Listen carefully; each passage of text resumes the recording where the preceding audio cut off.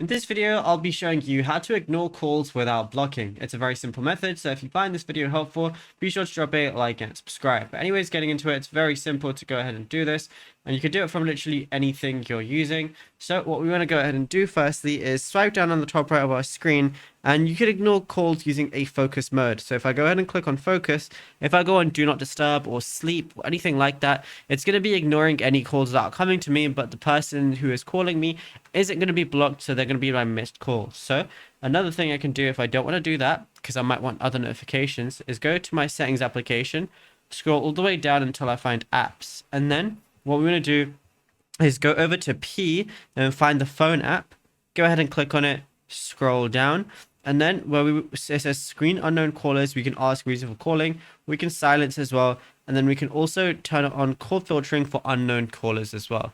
And yeah, it's as simple as that. Those are the two best methods to do it. Now, if you found this video helpful, drop a like and subscribe, and check out other tutorials as well.